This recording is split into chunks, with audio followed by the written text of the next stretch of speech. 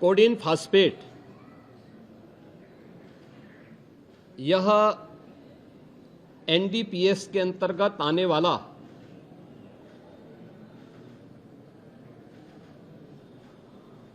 एक औषधि है जिसका निर्माण कोडिन युक्त कफ सिरप यानी गंभीर खांसी के लिए कफ सिरप बनाने के लिए उपयोग होता है, लेकिन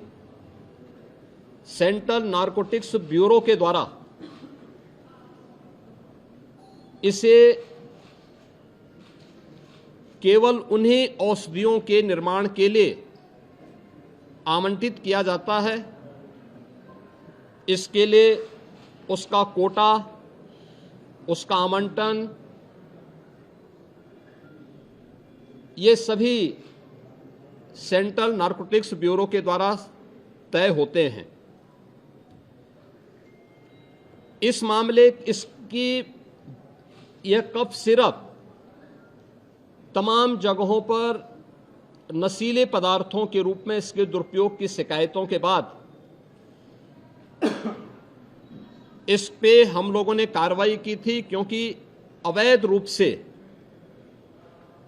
इसकी तस्करी की शिकायतें आई थीं और ये उत्तर प्रदेश पुलिस ने एनडीपीएस, जो उत्तर प्रदेश का एफएसडीए विभाग है, इसके नेतृत्व में हम लोगों ने उसको एनडीपीएस के दायरे में लिया, क्योंकि माननीय उच्चतम न्यायालय ने भी इसको इस रूप में माना है और इस पे कार्रवाई प्रारंभ की है। यह कार्रवाई उत्तर प्रदेश सरकार के द्वारा एफएसडीए,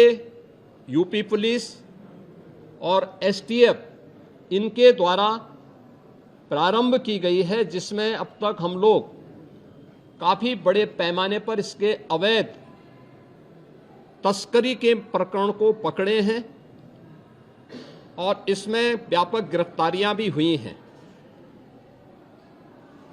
यह हर व्यक्ति जानता है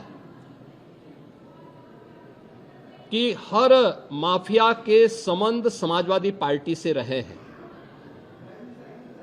और मुझे लगता है आज विधानसभा में तो कार्रवाई संभवतः नहीं चलेगी, क्योंकि विधानसभा के हमारे एक सिटिंग माननीय सदस्य के आकस्मिक निधन के कारण वहां कॉन्डोलेंस होगा,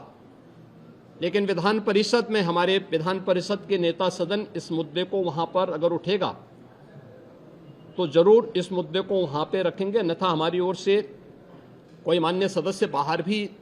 अगर सदन में उठेगा ठीक है, बाहर उठेगा तो बाहर भी उसका जवाब देगा।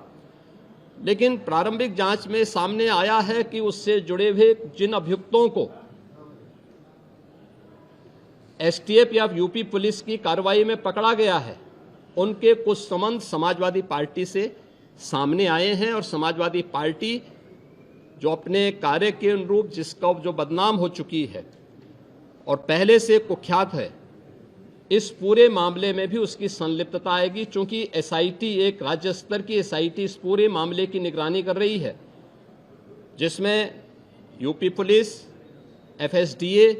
इनसे जुड़े हुए सभी अधिकारी मौजूद हैं। इनके अवैध रूप से तस्करी के साथ साथ इससे जुड़े हुए अन्य जो महत्वपूर्ण पहलू होंगे, किन किन लोगों के पास ये धन गया है, ये बातें भी सबके सामने आएंगी और इस बारे में पूरी रिपोर्ट आने के बाद ही इसके बारे में कुछ कहा जा सकता है। लेकिन ये जरूर मैं कह सकता हूं कि जो सपा प्रमुख के द्वारा कहा जा रहा है, ये वही स्थिति है कि यही कसूर मैं बार बार करता रहा, धूल चेहरे पर थी और आईना साफ करता रहा। यानी फोटो इनकी है उन माफियाओं के साथ, तो स्वाभाविक रूप से अवैध लेन देन में भी संलिप्तता कहीं ना कहीं सामने आएगी। जांच आने दीजिए, दूध का दूध और पानी का पानी सबके सामने आएगा।